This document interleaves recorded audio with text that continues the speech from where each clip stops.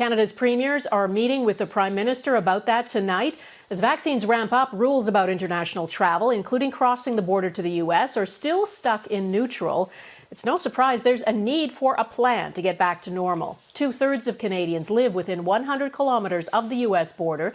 The U.S. is our biggest trading partner, and pre-COVID, it was the most popular tourist destination for Canadians. Freedom is tied to vaccinations, and right now about 16% of Canadians have had both doses and are fully protected. As that number rises, so does the pressure to have a plan to loosen restrictions. David Akin is with me from Ottawa. David, this meeting with the premiers just wrapped up, and I guess sources say it was productive?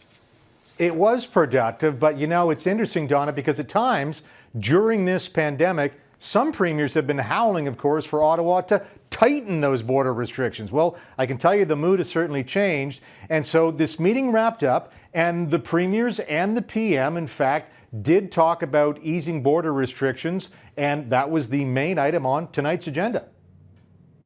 The Trudeau government, though, wants the provinces to lead the way, so the premiers at today's meeting are looking at the very least to provide some consensus and clarity to the federal government on things like vaccination certificates and timelines to ease restrictions. Premier Ford is working this week with federal, provincial and territorial leaders to make sure that we have a consistent approach in how we reopen the border safely. Some premiers have requests specific to their region.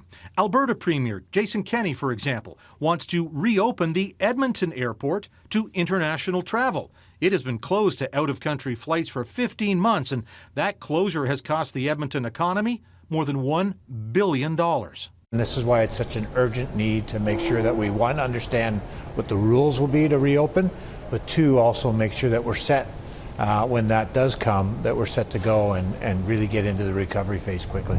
The pressure to ease travel restrictions is not just coming from premiers. There are MPs in Trudeau's own caucus itching for the government to act on the advice of a federal panel of experts, which has said travel restrictions can now safely be eased. We all need to raise our voices and say we need a safe and science-based reopening. Americans, too, are getting impatient with Canada. Would allow my Buffalo neighbors to take a 9-hour flight to Paris, France, but they can't take a 90-minute drive to Paris, Ontario.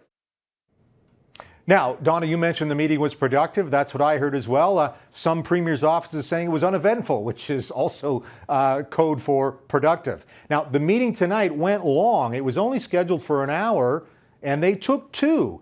And sure enough, as I mentioned, details on borders was the top topic. But the meeting ended with more questions really than answers. BC's Premier John Horgan, for example, he's pressing for details on opening his province to cruise ships.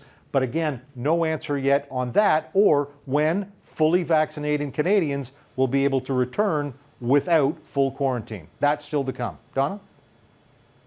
All right, David Akin in Ottawa, thanks.